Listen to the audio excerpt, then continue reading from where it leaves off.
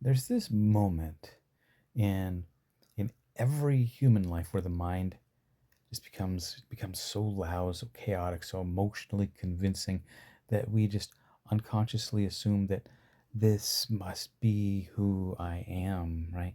The anxiety, it says I am afraid. The depression says I am broken. The anger says I am justified. The shame says I am unworthy, right? And really slowly, without even realizing it, consciousness becomes hypnotized by its own uh, mental weather, right? And spirituality begins at this shocking kind of discovery here, and that is that you are aware of the mind, which means you can't fundamentally be the mind, right? You can't be the thing you're observing. So right now, thoughts are appearing, sensations are appearing, emotions are appearing, memories are appearing, even your sense of personal identity, that's appearing. But something is aware of all of it.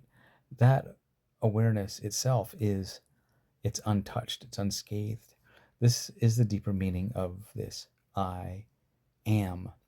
Not I am this person, not I am my story or narrative, not I am my trauma, just this simple I am. It's pure existence before identity, before conditioning, before this psychological movement. So imagine, I think of it like the sky during this violent storm. Like there's thunder, there's lightning, there's chaos. Like the storm's loud, it's dramatic, it's overwhelming, but the sky itself is never harmed by the storm. The sky just it allows it, it contains it, it witnesses it, but it's never reduced to it. Your mind, your mind is the storm, right? Your true nature is the sky, and most human suffering comes from confusing the two. A person has one anxious thought, and immediately it becomes the thought, right? A painful memory, and immediately becomes the memory. But in deep spiritual seeing, something extraordinarily happens with this, and that's that you begin observing the machinery of the mind.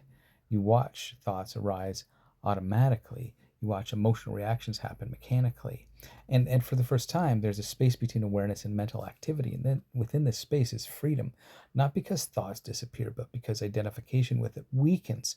You no longer say, I am hungry. You begin to see or there is hunger present. You no longer say I am angry. You see that anger is arising within awareness, right? Because awareness itself has no anxiety. Awareness itself has no depression. Awareness itself has no fear of death. It's just awareness for the sake of awareness. So those things they belong to the conditioned mind, body, organism.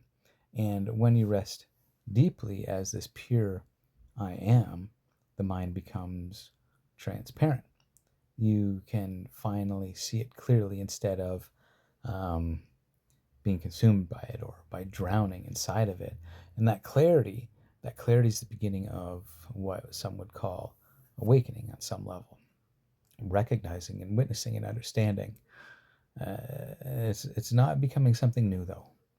It's realizing what you've always been underneath all of the noise.